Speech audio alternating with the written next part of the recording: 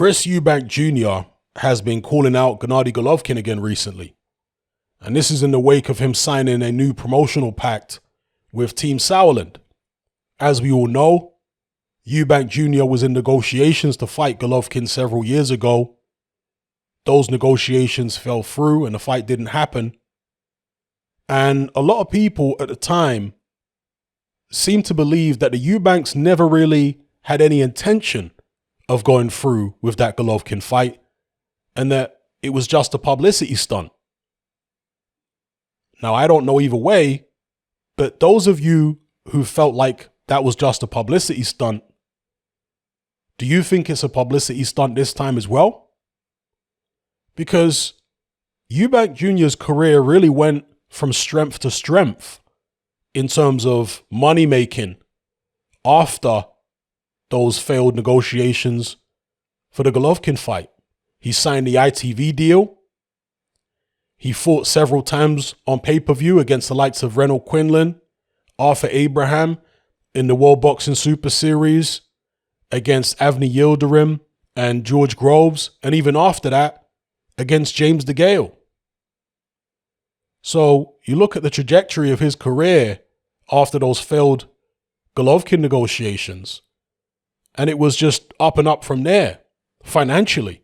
And of course, it did culminate in a world title, a proper world title, never mind the IBO, a proper world title shot against George Groves. And he made loads of money in the World Boxing Super Series. You know, people say that Chris Eubank Sr.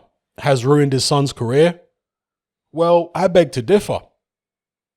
Because the money that he's made, given the fact that he's never been a world champion, very few other fighters in boxing can say that they've made anywhere close to what Eubank Jr. has made when they've never been a proper world champion.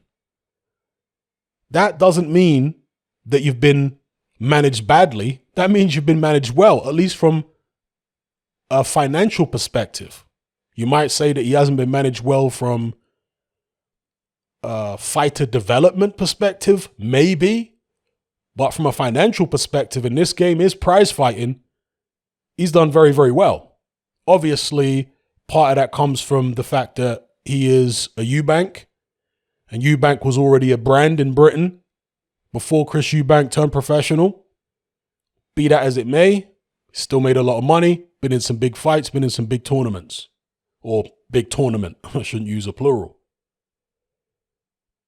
But after that James DeGale fight, and that was his first fight with Al Haymon PBC, correct me if I'm wrong. He was in the UK. Eubank Jr. drifted off into obscurity again.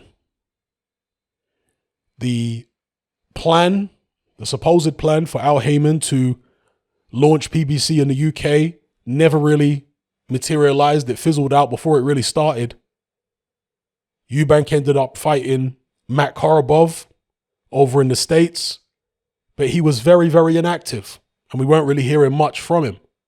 He had drifted outside of the consciousness of most boxing fans.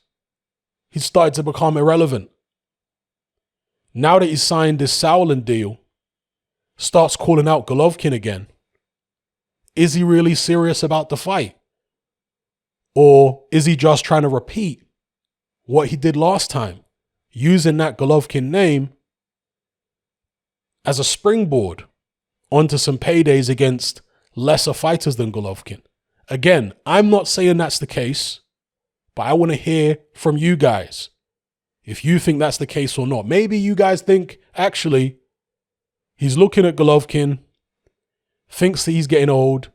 He saw him fight Derevenchenko, saw the issues Derevenchenko gave him, now he's thinking, I can actually take this guy.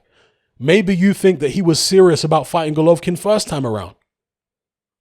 And if that's the case, let me know as well. But I do find it interesting that, yes, he's talked about Canelo and, these other middleweights that are around, but Golovkin is one of the first names that comes out of his mouth. Do you find that interesting?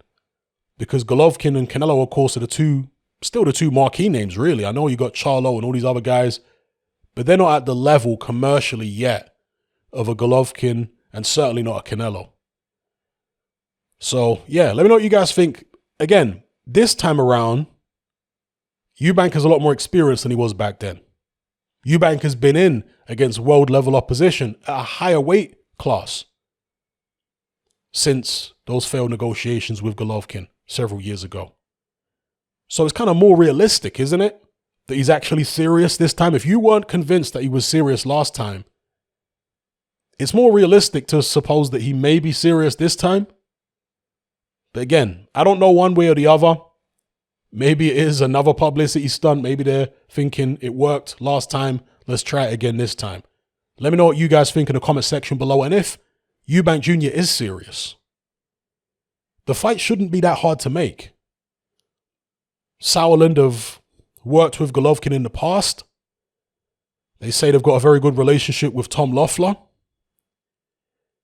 And Eubank is a name, certainly in the UK.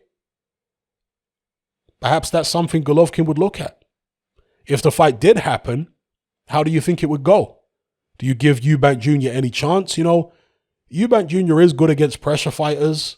He does throw neat and tidy shots and is quite slick on the back foot when he's got fighters coming at him.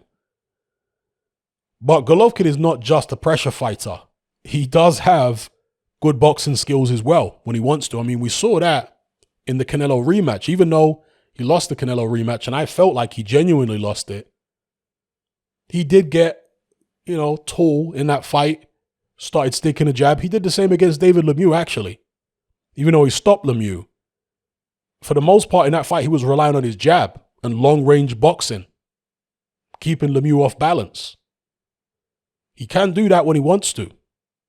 Maybe he would do that against Chris Eubank Jr. If he didn't do that against Chris Eubank Jr. and he just came forward and attacked him, the way he typically attacks opponents, it would give Eubank Jr. more of a chance. I'm not saying I would pick Eubank Jr., but it would definitely give him more of a chance. Because again, Eubank Jr. struggles when he has to go looking for an opponent. When he's got them fighting him at long range and they're using a jab and controlling the distance, he really struggles with all that.